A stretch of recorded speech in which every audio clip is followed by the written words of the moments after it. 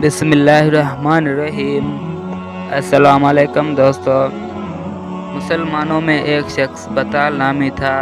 وہ رومیوں کے علاقے میں چلا جاتا اور ان کا حلیہ اپنا لیتا اور اپنے سر پر انہی کی ٹوپی پہن کر انجیل گلے میں لٹکا لیتا تھا۔ اسے 10 سے 50 تک رومی کہیں مل جاتے تو انہیں قتل کر دیتا تھا، اور اگر اس سے زیادہ ہوتے تو انہیں کچھ نہیں کہتا تھا، چونکہ رومی اسے اپنا پادری سمجھتے تھے، اس لیے انہیں کچھ نہیں کہتے تھے۔ اس طرح سے سالہ سال تک وہ رومیوں کے اندر گھس کر کارروائیاں کرتا رہا۔ ہارون رشید کے زمانے میں وہ واپس آیا تو ہارون رشید نے اسے بلایا اور فرمایا، اے بطال، رومیوں کے ملک میں جو سب سے عجیب واقعہ تمہارے ساتھ پیش آیا وہ سناؤ۔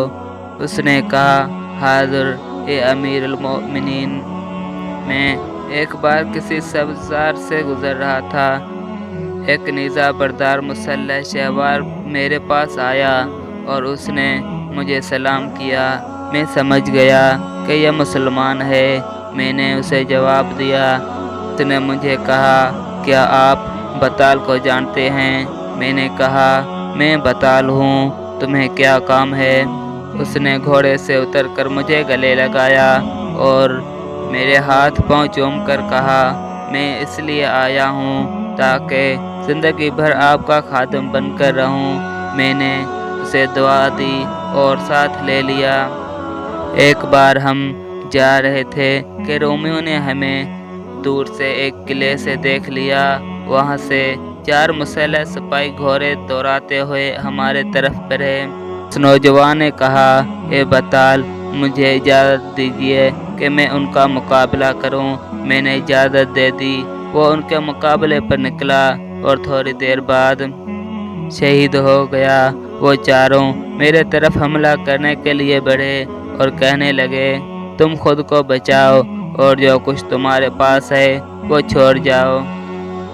میں نے کہا، میرے پاس تو یہی ٹوپی اور انجیل ہے۔ اگر تم مجھ سے لڑنا چاہتے ہو تو مجھے مہلت دو تاکہ میں اپنے ساتھی کا اسلحہ پہن لوں اور اس کے گھوڑے پر سوار ہو جاؤں۔ انہوں نے کہا، ٹھیک ہے، تمہیں اجازت ہے۔ میں جب تیار ہو گیا تو وہ پھر آگے بڑھے۔ میں نے کہا، یہ کیسا انصاف ہے کہ چاروں مل کر ایک پر حملہ کر رہے ہو؟ تم بھی ایک ایک کر کے آؤ۔ تم بھی ایک ایک کر کے حملہ کر رہے ہو تو تم بھی ایک ایک کر کے میرا مقابلہ کرو۔ انہوں نے کہا، تم ٹھیک کہتے ہو۔ چنانچہ وہ ایک ایک کر کے میرے مقابلے پر آتے رہے۔ میں نے 3 کو تو مار گرایا، مگر چوتھے کے ساتھ مقابلہ سخت رہا۔ لڑتے لڑتے ہمارے نیزے، تلواریں اور ڈھالیں ٹوٹ گئی۔ پھر دونوں میں کشتی شروع ہو گئی، مگر کوئی غالب نہ آ سکا۔ میں نے اسے کہا، اے رومی، میری نماز قضا ہو رہی ہے اور تمہاری عبادت بھی چھوٹ رہی ہوگی۔ کیوں نہ ہم اپنی عبادت کو ادا کریں اور رات کو آرام کریں اور کل صبح پھر مقابلہ کریں۔ اس نے کہا، یہ ٹھیک ہے۔ وہ خود ایک پادری تھا۔ ہم نے ایک دوسرے کو چھوڑ دیا۔ میں نے اپنی نمازیں پڑھیں۔ وہ کافر بھی کچھ کرتا رہا۔ سوتے وقت اس نے کہا، تم عرب لوگ دھوکے باز ہوتے ہو۔ پھر اس نے 2 گھنٹیاں نکالی، ایک اپنے کان پر اور ایک میرے کان پر باندھ دی اور کہا، تم اپنا سر میرے اوپر اور میں اپنا سر تمہارے اوپر رکھوں گا۔ ہم میں سے جو بھی حرکت کرے گا اس کی گھنٹی بجے گی تو دوسرا متبع ہو جائے گا۔ میں نے کہا، ٹھیک ہے۔ صبح میں نے نماز پڑھی اور کافر بھی کچھ کرتا رہا۔ پھر ہم کشتی میں مشغول ہو گئے۔ میں نے اسے پچھاڑ دیا اور اس کے سینے پر بیٹھ کر اسے ذبح کرنے کا ارادہ کیا۔ اس نے کہا، اس بار مجھے چھوڑ دو تاکہ ہم پھر مقابلہ کریں۔ میں نے اسے چھوڑ دیا۔ جب دوبارہ مقابلہ ہوا تو میرا پاؤں پھسل گیا۔ وہ مجھے گرا کر میرے سینے پر بیٹھ گیا۔ اس نے خنجر نکال لیا میں نے کہا میں تمہیں ایک بار موقع دے چکا ہوں، کیا تم مجھے موقع نہیں دو گے؟ اس نے کہا ٹھیک ہے، اور مجھے چھوڑ دیا۔ تیسری بار کی لڑائی میں اس نے مجھے پھر گرا دیا اور میرے کہنے پر مجھے چھوڑ دیا۔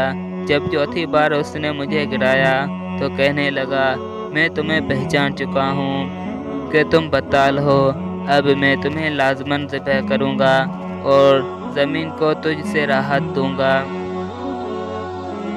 میں نے کہا اگر میرے اللہ نے مجھے بچانا چاہا تو تم نہیں مار سکو گے۔ اس نے کہا تم اپنے رب کو بلاؤ کہ وہ تمہیں مجھ سے بچائے۔ یہ کہہ کر اس نے خنجر بلند کیا تاکہ میری گردن پر وار کرے۔ اے امیر المؤمنین، اسی وقت میرا شہید ساتھی اٹھا اور اس نے تلوار مار کر اس رومی کا سر اڑا دیا۔ تم شہیدوں کو مردہ گمان نہ کرو بلکہ تو زندہ ہیں۔ پھر وہ دوبارہ گر گیا۔ یہ وہ عجیب ترین واقعہ ہے جو میں نے اپنی زندگی میں دیکھا ہے۔